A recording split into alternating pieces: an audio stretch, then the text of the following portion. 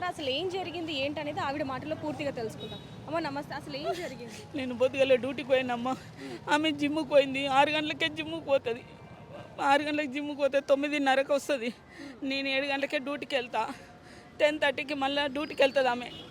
12కు 10:30కి డ్యూటీకి వెళ్తుంది. మళ్ళీ సాయంత్రం ఏమో వస్తాము. ఇక ఇప్పుడు కొట్టినోడు అంతకు మొదలు చిన్నప్పటి నుంచి పెళ్లి చేసుకుంటా అంటే మేము ఇయ్యము నీకు అని చెప్పేసి అన్నాం.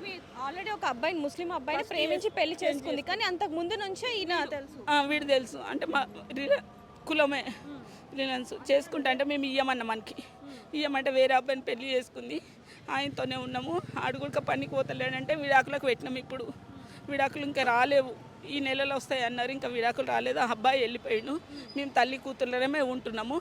విడాకులు అయిపోతున్నాయి కదా, నన్ను పెళ్లి చేసుకో అంటే నేను ఇప్పుడే చేసుకోను, మా మమ్మీ నేను ఉంటాము, ఇప్పుడు చేసుకోను, నాకు అప్పులు ఉన్నాయి, ఇప్పుడు చేసుకోను అని చెప్పింది.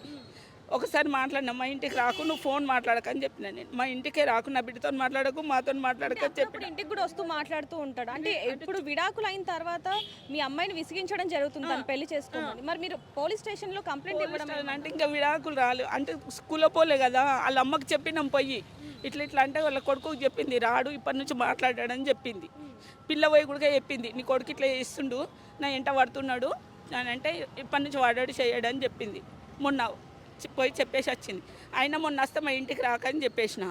ఇక ఈ టైంలో అది జిమ్కి పోయి రాగానే వచ్చి ఈ పని చేసిండంటే, డోర్లు పెట్టి ఇల్లుగల్లోలే వచ్చి అవన్నీ చేసిండంటే, నాకు ఉన్నది ఒక బిడ్డమ్మ, నేను చాలా ఎండకు అనుకున్నావా, వాళ్ళ డాడీ కూడా లేడు, నేనే కష్టపడి చదువుకున్నా, నా అక్క పెంచింది, మా అమ్మ నాన్న చచ్చిపోతే కూడా మా అక్క పెంచి పెద్దగా చేసింది. నా బిడ్డ ఎట్లా బతుకుతుందమ్మో నా బిడ్డ.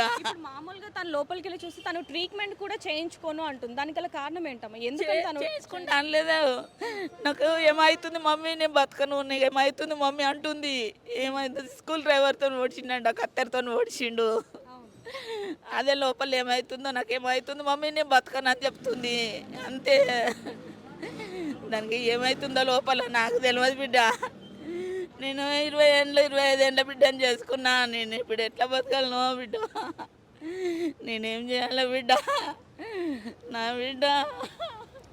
ఇప్పుడు మనం శ్రావ్యాన్ని కూడా వెళ్ళి చూడడం జరిగింది. తను మాత్రం ట్రీట్మెంట్ చేయించుకోను అని చెప్పి చేతులు అటు ఇటు ఇచ్చేయడం కానివ్వండి, అంటే నిరాకరిస్తుందని చెప్పాలి, నిరాకరిస్తుందనే చెప్పాలి ట్రీట్మెంట్కి. మరి పోలీసులు చెప్పిన వివరాల ప్రకారం చూస్తే తను పొద్దున జిమ్కి వెళ్ళి వస్తున్న టైంలో ఎవరైతే ఈ అబ్బాయి ఉన్నాడో నిందితుడు, అతను కూడా ఫాలో అవుతూ వచ్చి లోపల తను ఎవరితోనో ఫోన్ మాట్లాడుతూ, అంటే కొంచెం సన్నిహితంగా మాట్లాడుతున్న మాటలు విని తను తట్టుకోలేక అక్కడ ఉన్న స్క్రూ డ్రైవర్తో తన మీద అటాక్ చేశారని చెప్పి పోలీసులు కూడా చెప్పడం జరుగుతుంది. తనకి ఎలాంటి ప్రాణహాని లేదని చెప్పి డాక్టర్లు కూడా చెప్పడం జరుగుతుంది. అలాంటి సాయమైనా చేస్తామని చెప్పి వాళ్ళ ఫ్రెండ్స్ కూడా ఇక్కడికి రావడం జరిగింది. పోలీసులు కూడా తనకి ఎలాగైనా సరే న్యాయం చేస్తామని చెప్పడం జరుగుతుంది. కెమెరామ్యాన్ వంశీతో రిపోర్టర్ దేవిక, హైదరాబాద్.